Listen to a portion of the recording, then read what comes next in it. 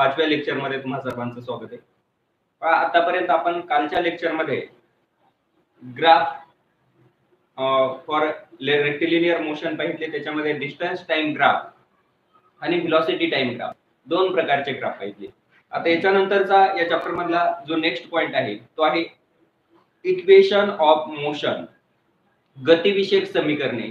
यालाच कायनेमॅटिकल equation of motion देखील म्हटलं जातं. The scientist Sir Isaac Newton studied the motion of an object. He studied the rectilinear motion of an object and gave three equation of motion called as kinematical equation. Scientist Sir Isaac Newton यांनी वस्तूच्या एकरेषीय गतीचा अभ्यास केला आणि वस्तूच्या गतीचा अभ्यास करून जेव्हा वस्तू गतिमान असते तेव्हा त्याची initial velocity, final velocity, acceleration, displacement यांचं रिलेशन स्टडी करून मोशनचे 3 इक्वेशन दिले. त्यातील ते इक्वेशन काय आहेत तर ते इक्वेशन काय रिप्रेझेंट करतात तर relation between these 3 equation relate the displacement, acceleration, velocity and time of the moving object. Suppose object is in motion along with a straight line. समजा ऑब्जेक्ट स्ट्रेट लाईन मोशन करतोय with initial velocity u. त्याची सुरुवातीची initial velocity जी आहे ती u एवढी आहे. म्हणजे एक ऑब्जेक्ट u एवढ्या इनिशियल व्हेलॉसिटीने स्ट्रेट लाईन पाथनं मोशन करतोय. It attain a final velocity v. काही वेळानं आफ्टर टाइम t किंवा इन टाइम t एवढ्या वेळानंतर त्या ऑब्जेक्टची व्हेलॉसिटी इन्क्रीज झाली आणि ऑब्जेक्टने आता अटेन केलेली जी फायनल व्हेलॉसिटी आहे ती किती आहे v आहे. ड्यू टू ऍक्सेलरेशन इथं व्हेलॉसिटी मध्ये बदल झालाय. पहा इनिशियल व्हेलॉसिटी u होती ती एवढ्या वेळेत व्हेलॉसिटी v एवढा बदल झाला. म्हणजे इथं बॉडी मध्ये ऍक्सेलरेशन प्रोड्यूस झालं आणि प्रोड्यूस झालेलं ऍक्सेलरेशन a आहे. तेव्हा a एवढ्या ऍक्सेलरेशनने त्या ऑब्जेक्टचं झालेलं डिस्प्लेसमेंट s असेल तर कायनेमॅटिकल इक्वेशन आपण या पद्धतीने लिहू शकतो. पहिलं equation v = u + at. First equation काय आहे v = u + at. v म्हणजे काय final velocity, u initial velocity, a acceleration आणि t टाइम. तर हे फर्स्ट इक्वेशन आहे आणि याला म्हटलं जातं equation of velocity time relation. हे जे फर्स्ट इक्वेशन आहे हे काय रिप्रेझेंट करतं first equation that is v = u + at gives the velocity time relation. आपल्याला हे velocity time relation देतं. Then second s = ut + 1/2 at². It gives the displacement time relation. हे जे सेकंड इक्वेशन आहे याच्यामध्ये s म्हणजे बॉडीचं झालेलं डिस्प्लेसमेंट आणि u initial velocity, t time आहे, इथं a ऍक्सेलरेशन आहे. आणि हे सेकंड इक्वेशन आपल्याला बॉडीच्या डिस्प्लेसमेंट आणि टाइम यांच्यामध्ये असणारे रिलेशन रिप्रेझेंट करतात.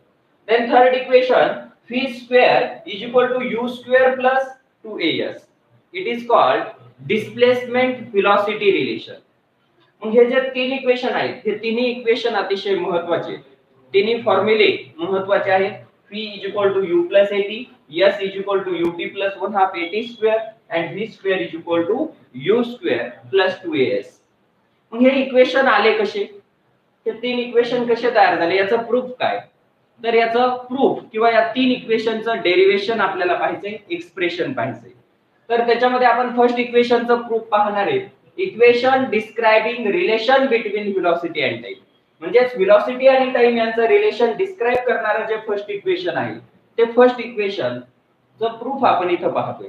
आता पहा या ठिकाणी suppose object moves with initial non zero velocity u. इथं 0 खाली आहे, ओरिजिन वरती असतो.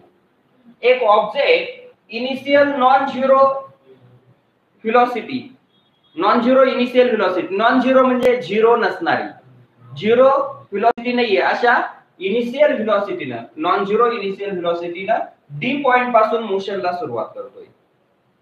अँड आफ्टर किंवा इन टाइम t एवढ्या वेळेनंतर तो काय झाला b या पॉइंटला पोहोचला.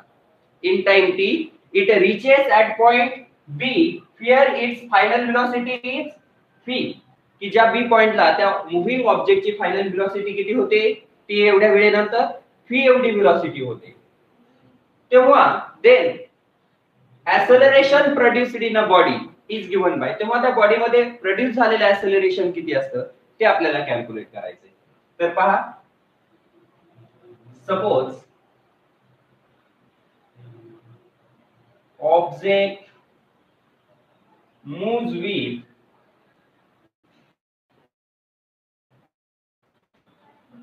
initial non-zero velocity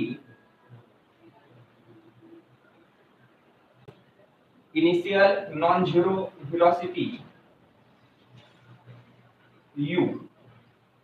Suppose object moves with initial non-zero velocity u, then after time t it attain final velocity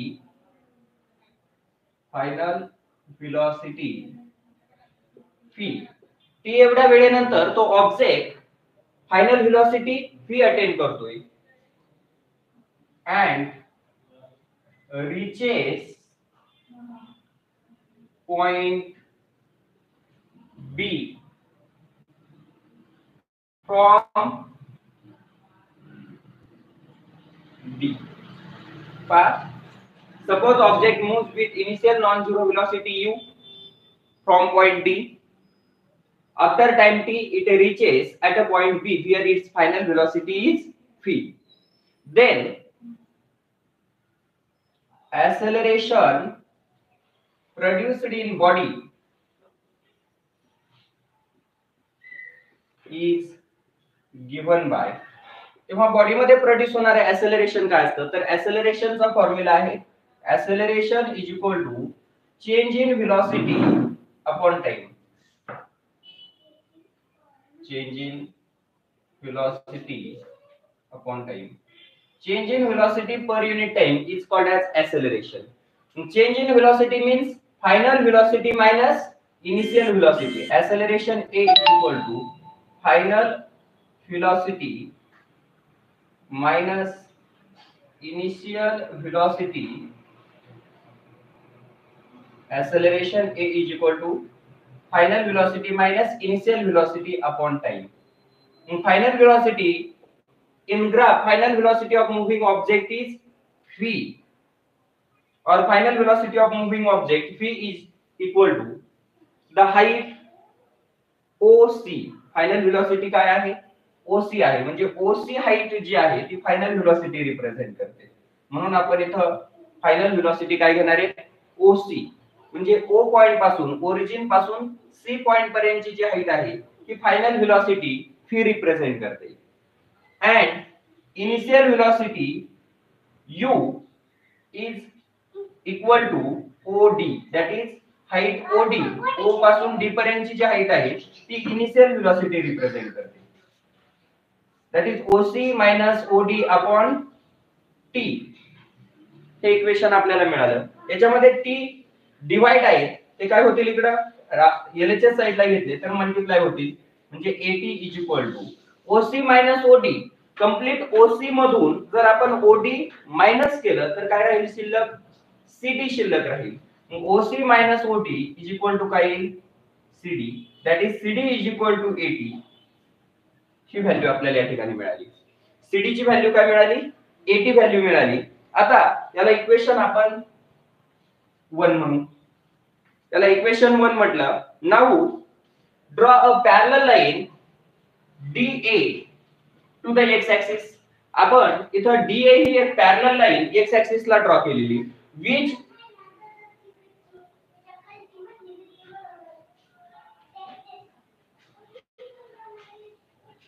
divide the line BE into two segments, that is DA and E.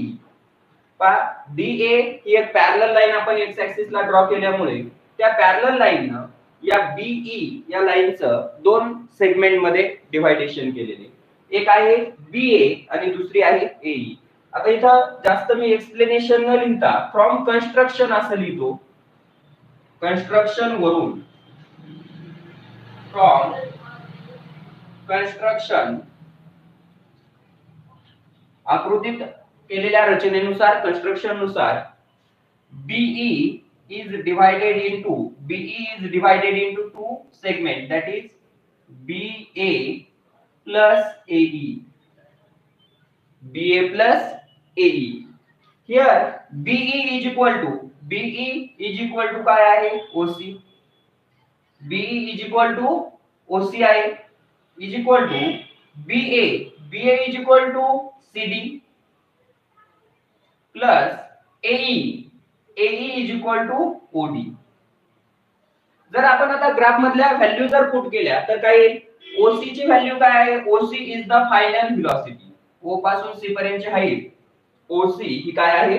Final velocity and it is v, that is v is equal to CD काय आहे? CD is the initial velocity. OD is the initial velocity and CD ची value आपण इथं calculate केलेली. CD is equal to काय आहे? 80 आलेले. CD is equal to 80 plus OD. OD is the initial velocity and it is represented by U. That is V is equal to U plus AD. हे आपल्याला काय मिळालं? Final expression मिळालं. तर अशा पद्धतीनं हे equation describing relation between velocity and time हे इक्वेशन आपण पाहिलं. तर याच्यामध्ये पहा, suppose object move initial non zero velocity U. Object initial non zero velocity u एवढा इनिशियल नॉन झिरो व्हेलॉसिटी न मोशन करतोय from point D. After time t it reaches at point B where its final velocity is v. Then the acceleration produced in a body is given by acceleration is equal to change in velocity upon time. Change in velocity means final velocity minus initial velocity upon time. From the graph, final velocity is OC and initial velocity is OD. Graph वरून आपण final velocity OC लिहिली, initial velocity OD लिहिली. OC minus OD is equal to CD आणि हे t divide आहे टेलच्या साइडला आले multiply झाले, that is CD is equal to 80. Equation first मिळालं. त्याच्यानंतर आपण या ग्राफ मध्ये कन्स्ट्रक्शन काय केलं? We draw a parallel line to the x axis from point D point मधून आपण x ऍक्सिस ला एक पॅरलल लाईन ड्रॉ केली. This parallel line divide the segment BE or line BE into two segment that is BA and AE. That is from the construction BE is divided into two segment BA plus AE. या BE चं दोन भागात विभाजन झालं BA plus AE. BA plus AE म्हणजेच B आहे. मग इथं BE is equal to काय आहे? OC आहे. का रेक्टेंगल तयार होईल. BE is equal to OC आहे. BA is equal to CD आहे आणि AE is equal to OD आहे. आपण जर याच्या व्हॅल्यू जर पुट केल्या ग्राफ मधल्या तर OC म्हणजे फायनल व्हेलॉसिटी आहे आणि ती v आहे म्हणून v ठेवलं. CD म्हणजेच काय आहे? तर चेंज इन व्हेलॉसिटी आहे. ती c ची व्हॅल्यू आपण कॅल्क्युलेट केली 80, ती CD च्या ठिकाणी ठेवली. आणि OD म्हणजे त्या ऑब्जेक्टची इनिशियल व्हेलॉसिटी आहे आणि ती किती आहे? u. ती व्हॅल्यू इथे ठेवली आणि इक्वेशन रिअरेंज केलं. आपल्याला काय इक्वेशन मिळालं? v is equal to u plus 80. हे फर्स्ट इक्वेशन जे आहे व्हेलॉसिटी टाइम रिलेशन, ते व्हेलॉसिटी टाइम रिलेशन आपल्याला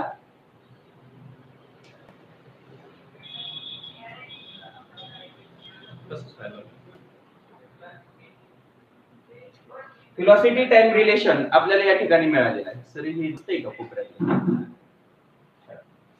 व्हेलॉसिटी टाइम रिलेशन इथं कंप्लीट झालेले. याच्यानंतरचा नेक्स्ट आपल्याला जे इक्वेशन पाहायचंय रिलेशन आहे ते आहे displacement time relation.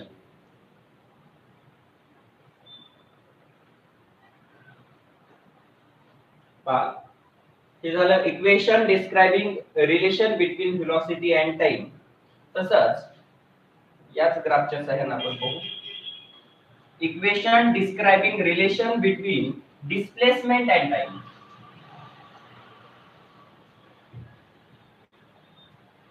Equation describing relation between displacement and time.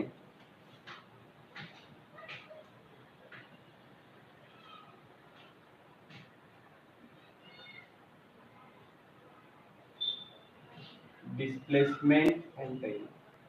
Displacement time relation जे आहे सेकंड इक्वेशन, ते डिस्प्लेसमेंट आणि टाइम यांच्यातलं रिलेशन आपल्याला आता सेकंड इक्वेशन मध्ये पाहायचंय. Let us suppose the object in uniform acceleration A. समजा ऑब्जेक्ट जर मोशन करतोय त्याचं इथं स्ट्रेट लाईन दाखवलेली म्हणजेच ऑब्जेक्टचा होणारा मोशन युनिफॉर्म ऍक्सेलरेशन न मोशन होतोय. Suppose object moves with uniform acceleration a and it has covered a distance s within time t. Suppose object moves with uniform acceleration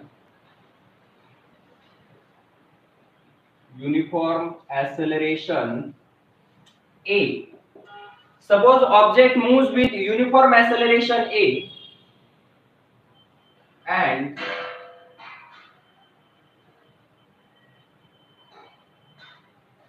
uniform acceleration a and covered, it has covered distance s within time t.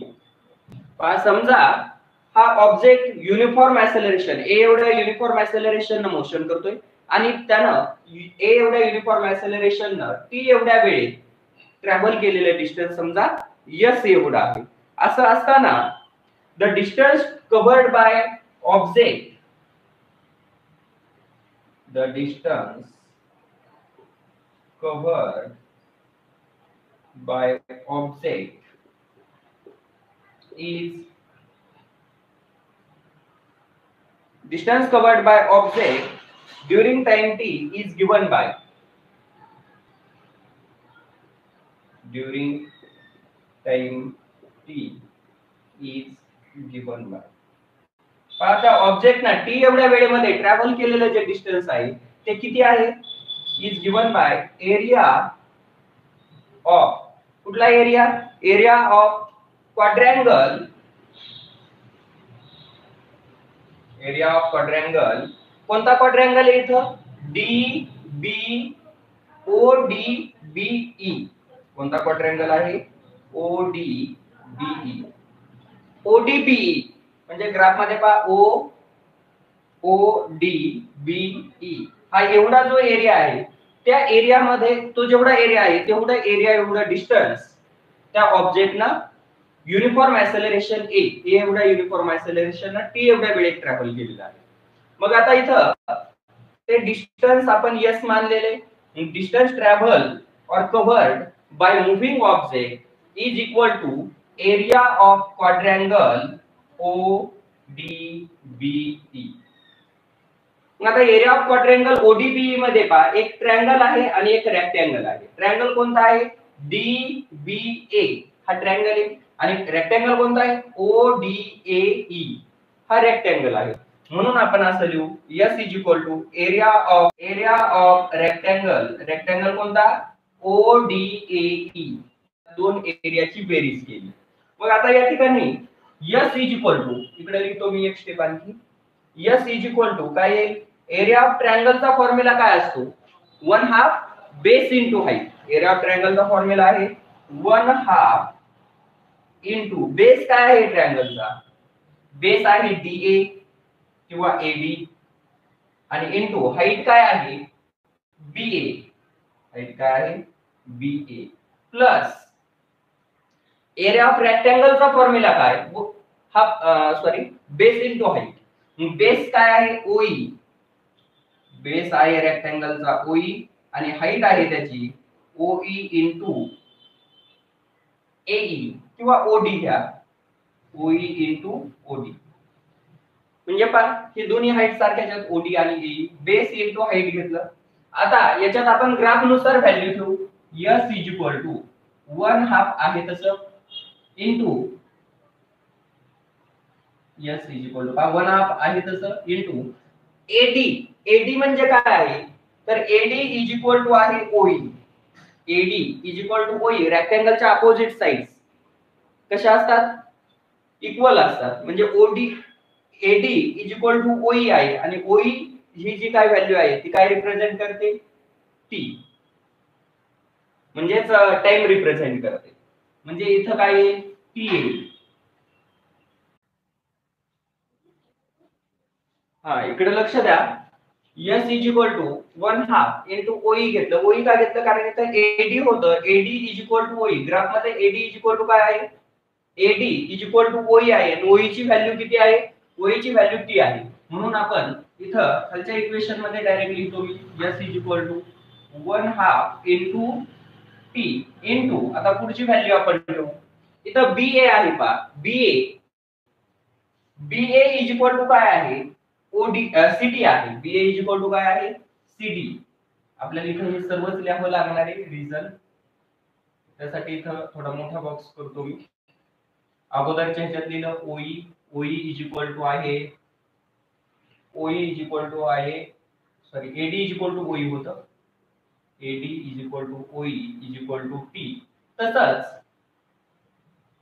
इथं पुन्हा BA आहे, तर BA is equal to काय आहे, CD.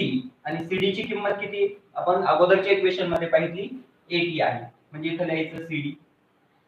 मग CD ची किंमत काय आहे, 80. खालचं इक्वेशन लगेच लिहिलं. प्लस आता एरिया ऑफ रेक्टँगल कडे येऊ. OE into OD. OE ची व्हॅल्यू OE लिहा आणि इंटू AD ची व्हॅल्यू OD ची व्हॅल्यू OD लिहा. मग आता OE ची व्हॅल्यू काय आहे, तर OE ची व्हॅल्यू आहे T आणि इंटू OD जे आहे ते OD काय रिप्रेझेंट करतं, OD is the represent initial velocity U. OD height काय रिप्रेझेंट करते, इनिशियल व्हेलॉसिटी U रिप्रेझेंट करते. मग आता या इक्वेशन मध्ये U इंटू T काय झालं, UT. U into T UT plus 1/2 आहे तसं लिहिलं. आणि इथं 80 इंटू T 80 स्क्वेअर. म्हणजे आपल्याला इक्वेशन काय मिळालं, S is equal to UT plus 1/2 80 square. This equation gives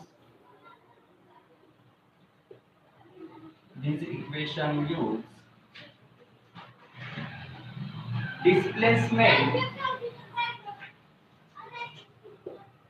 time relation. हे इक्वेशन जे आहे ते आपल्याला डिस्प्लेसमेंट आणि टाइम यांच्यातलं रिलेशन देतं. तर पहा, सेकंड इक्वेशन आपण पाहतोय, equation describing relation between displacement and time. त्याच्यामध्ये काय पाहिलं आपण, suppose object moves with uniform acceleration a. समजा ऑब्जेक्ट a एवढ्या युनिफॉर्म एक्सेलरेशन मोशन करतोय and it has covered a distance s. त्याला किती डिस्टन्स ट्रॅव्हल केलं, d पॉइंट पासून b पर्यंत हे ट्रॅव्हल केलेलं डिस्टन्स समजा s आहे. s एवढा डिस्टन्स तो ऑब्जेक्ट कव्हर करतोय विदिन टाइम t एवढ्या वेळेत त्याने s एवढा डिस्टन्स ट्रॅव्हल केलेली. The distance covered by object during time t is given by area of quadrangle ODB. t एवढ्या वेळेमध्ये त्या ऑब्जेक्टने ट्रॅव्हल केलेलं डिस्टन्स हा एरिया ऑफ क्वाड्रँगल ODBE याच्यामध्ये इन्क्लोज झालेलं आहे. असं असताना मग distance travel by object S is equal to area of quadrangle ODB. परंतु या क्वाड्रँगल मध्ये एक ट्रायंगल आणि एक रेक्टँगल आहे, म्हणून आपण लिहिलं area of triangle DBA plus area of rectangle ODBA. S is equal to आपण फॉर्म्युला वापरले, ट्रायंगलचा formula 1/2 into base into height. ट्रायंगलचा base AD, height BA plus रेक्टँगलचा formula area of rectangle is equal to base into height. रेक्टँगलचा base OE आणि height OD त्या value ठेवल्या. आणि ग्राफ नुसार ज्या व्हॅल्यू आहेत त्या व्हॅल्यू आपण त्या इक्वेशन मध्ये पुट केल्या तर आपल्याला सेकंड इक्वेशन मिळतं, ते म्हणजे डिस्प्लेसमेंट टाइम रिलेशन. आता याच्यानंतर आपल्याला जे थर्ड इक्वेशन पाहायचंय, equation describing relation between displacement and velocity. Displacement आणि व्हेलॉसिटी यांचं रिलेशन डिस्क्राइब करणारं इक्वेशन आता आपण पाहू. Third equation describing relation between displacement and velocity. Displacement आणि व्हेलॉसिटी यांचं रिलेशन आपल्याला याच्यामध्ये आता पाहायचंय.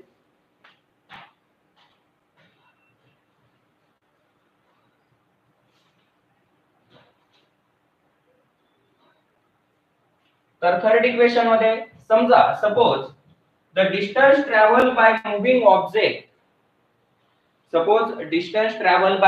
Object is enclosed distance travel by moving object is enclosed in area of trapezium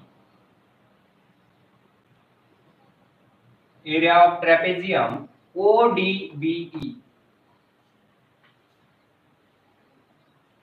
समजा या मुव्हिंग ऑब्जेक्टने ट्रॅव्हल केलेलं डिस्टन्स जे आहे ते एरिया ऑफ ट्रॅपेझियम ODBE हा ट्रॅपेझियम कन्सिडर केला आणि या ट्रॅपेझियम मध्ये जेवढा एरिया आहे तेवढं डिस्टन्स त्या मुव्हिंग ऑब्जेक्टने ट्रॅव्हल केलेले असं आपण कन्सिडर केलं विदिन टाइम टी एवढ्या वेळेत विदिन टाइम टी.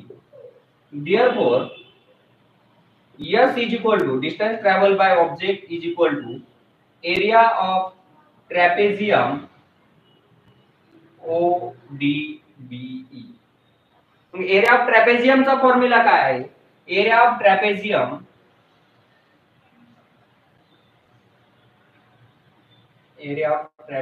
ODBE असं लिहू. ठीक आहे. Distance travel by moving object is equal to area of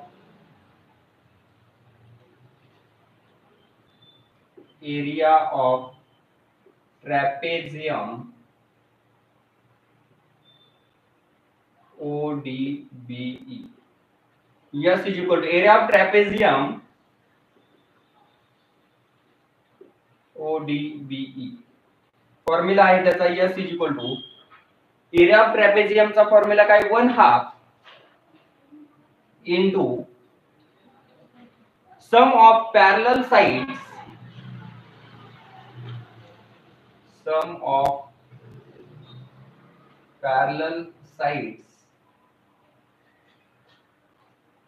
into height.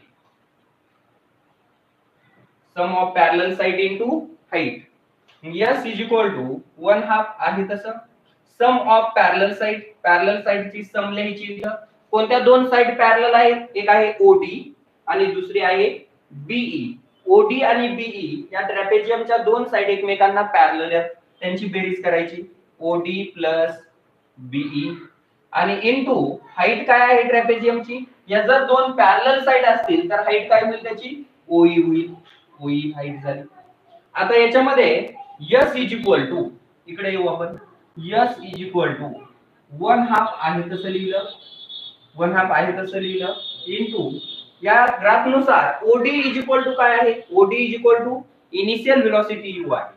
मग OD ची व्हॅल्यू ठेवली इथं लिहितो OD is equal to initial velocity u आहे म्हणून OD ची व्हॅल्यू u ठेवली इनटू BE. तर BE ही हाईट काय रिप्रेझेंट करते? BE इज इक्वल टू काय आहे? OC आणि ती फायनल वेलोसिटी रिप्रेझेंट करते.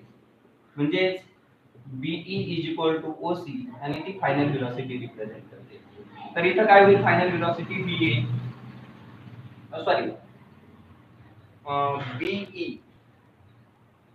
राईट. फायनल वेलोसिटी इथं प्लस पाहिजे initial velocity u plus BA बरोबर आहे. OD ची व्हॅल्यू काय आहे? Initial velocity u plus B is equal to OC आणि OC ची व्हॅल्यू काय आहे? फायनल वेलोसिटी V म्हणजे u प्लस P आलं आणि इनटू या ठिकाणी OE ही काय रिप्रेझेंट करते? OE टाइम रिप्रेझेंट करते T. OE is equal to काय आहे? टाइम आहे T आहे म्हणून इथे T लिहिलं. त्याचं रिझन इथे लिहिले OD is equal to initial velocity B is equal to OC म्हणजे फायनल वेलोसिटी आहे. असं असताना आता पहा now acceleration A is equal to काय आहे? ऍक्सेलरेशनचा formula final velocity minus initial velocity upon time आहे.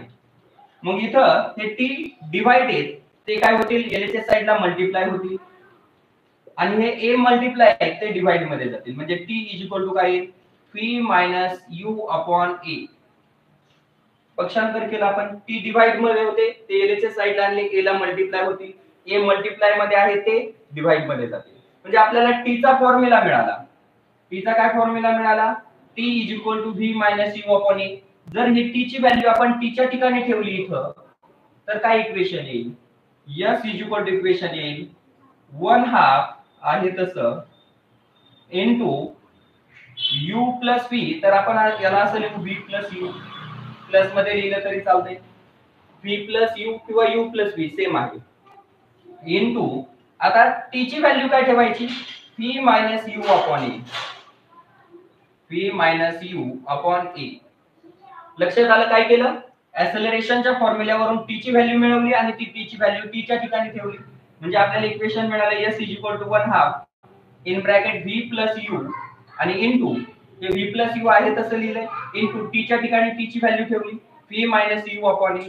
आता पहा हे a आणि 2 हे डिवाइड मध्ये आहेत, हे जर LHS साइडला आले तर काय होतील, मल्टिप्लाय होतील, म्हणजे इथं 2 LHS साइडला आले मल्टिप्लाय झाले, हा a सुद्धा LHS साइडला आणला तो मल्टिप्लाय होईल कोणाला, s ला, म्हणजे इकडे आलं 2as इज इक्वल टू कसं आलं लक्षात आलं, ते 2 डिवाइडेड ते LHS साइडला आणले मल्टिप्लाय झाले, हे a सुद्धा डिवाइडेड ते LHS साइडला आणले ते देखील मल्टिप्लाय झाले, म्हणजे 2as इज इक्वल टू काय मिळालं, आता काय शिल्लक राहिले इकडं v प्लस u, एका ब्रॅकेट मध्ये v प्लस u आणि इनटू दुसऱ्या ब्रॅकेट मध्ये काय v minus u, v plus u v minus u, म्हणजे तुम्ही मॅथेमॅटिक्स मध्ये स्टडी केले पहा a प्लस b आणि a minus b, a plus b into a minus b is equal to काय असतं, a square minus b square. त्याच पद्धतीनं इथं v प्लस u आणि v मायनस u आहे, म्हणजे 2as is equal to 2as is equal to काय येईल, v square minus u square, म्हणजे पहा हे a plus b a minus b, इथं काय आलं a square minus b square, तसं v plus u v minus u काय येईल v square minus u square. हे मायनस u स्क्वेअर आहे ते आपण LHS साइडला आणले काय होतील, प्लस होतील, म्हणजे इथं आपल्याला एक्सप्रेशन असं मिळेल v square is equal to u square plus 2as. कसं आलं लक्षात आलं, हे 2as आहे तसंच आहे, मायनस u स्क्वेअर आहे ते LHS साइडला आणले प्लस झाले, म्हणजे u स्क्वेअर v स्क्वेअर इथं शिल्लक राहिलं v square is equal to u square plus 2as. तर अशा पद्धतीनं हे आपण इक्वेशन लिहिले, वाटलंच तर तुम्हाला समजण्यासाठी एक स्टेप आणखी लिहितो मी, इथं मायनस u स्क्वेअर आहे तिकडे काय होतील प्लस होतील u square plus 2as is equal to काय राहिलं v स्क्वेअर, आणि हेच आपलं थर्ड इक्वेशन आहे पहा v square is equal to u square plus 2as. म्हणजे इक्वेशन इथं आपल्याला मिळालं v square is equal to u square plus 2as. हेच आपलं थर्ड इक्वेशन ऑफ मोशन आहे.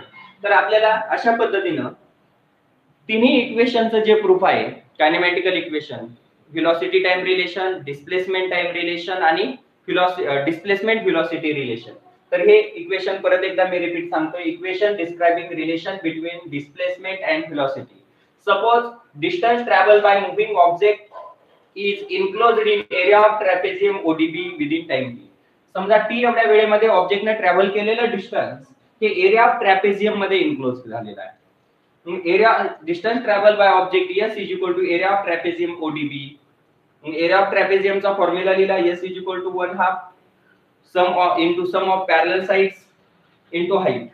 त्याच्यानुसार ग्राफनुसार व्हॅल्यू ठेवल्या s इज इक्वल टू 1/2 आहे तसं सम ऑफ पॅरलल साइड, या ग्राफ मध्ये ट्रॅपेझियमच्या पॅरलल साइड आहेत OD आणि BE, त्या पॅरलल साइडची सम लिहिली बेरीज लिहिली आणि त्याला हाईटनं ट्रॅपेझियमच्या हाईटीत होईल OE त्या हाईटनं मल्टिप्लाय केलं.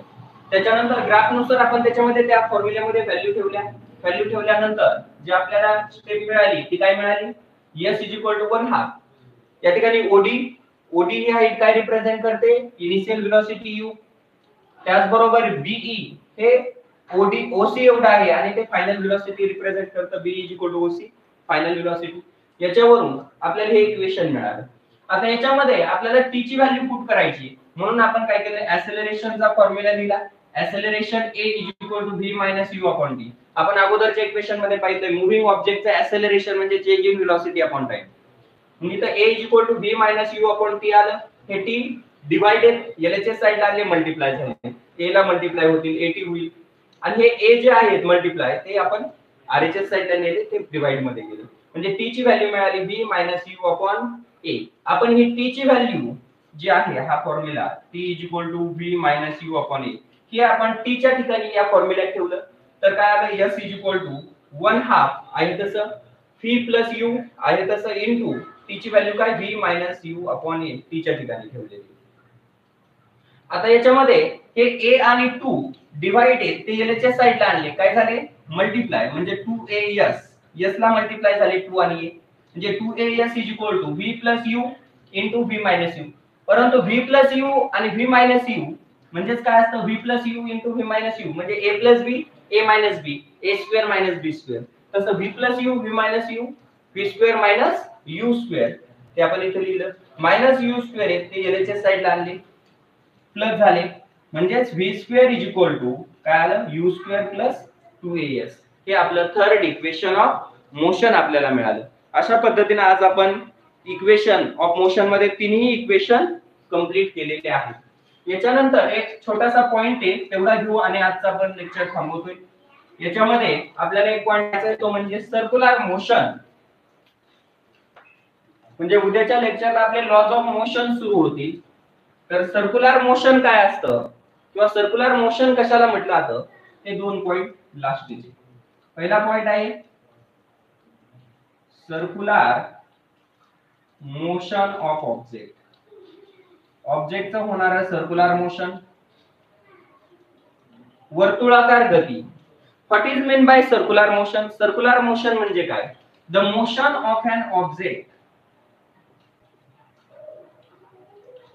the motion of an object along a circumference of circle किंवा when object moves along circumference of circle किंवा when object move on a circumference of the circle is called as circular motion. The motion of an object along circumference of circle then it is called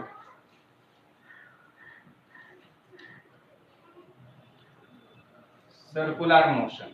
एखादा object जर सर्कलच्या circumference वरती motion करत असेल तर त्या मोशनला म्हटलं जातं circular motion.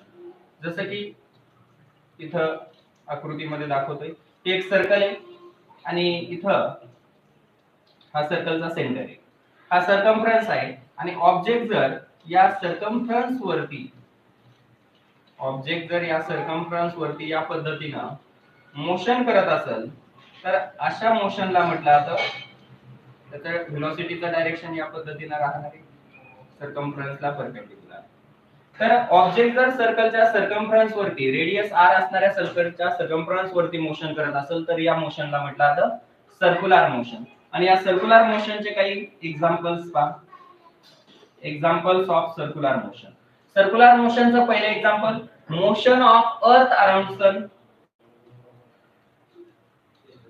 Motion of earth around sun. Motion of electrons around nucleus. Motion of electrons around nucleus. इलेक्ट्रॉनचं न्यूक्लियस भोवती होणारं मोशन.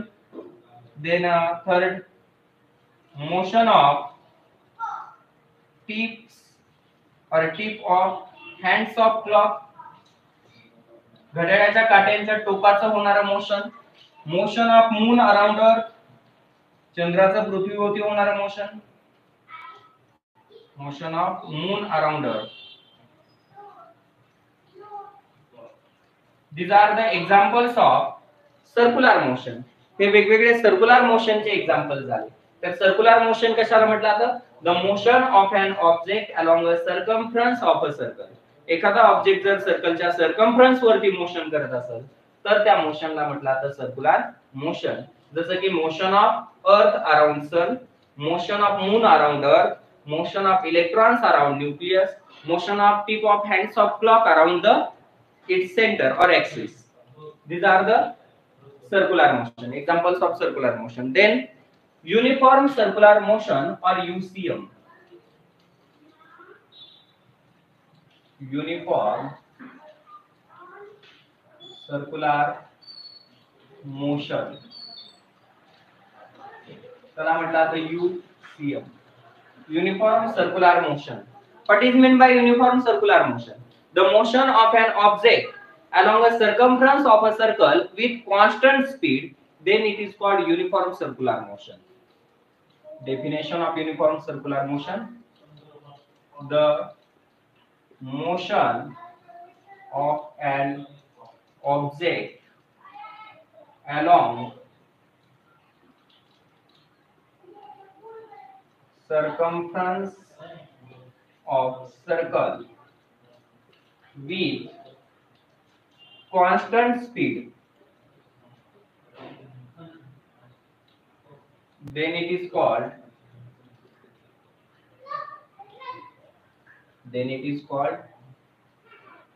uniform circular motion. एखादा ऑब्जेक्ट जर सर्कलच्या सर्कम्फरन्स वरती कॉन्स्टंट स्पीड ना मोशन करत असेल तर त्याला म्हटलं जातं uniform circular motion. Suppose object of mass m moves on a circumference of circle having radius r with constant velocity or constant speed v, then the velocity of object moving on a circumference of circle or circular path is given by, the speed of object is given by, suppose object moves on circular path having radius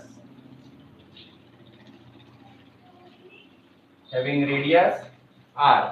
समजा एक object r radius असणाऱ्या circular path वरती motion करतोय with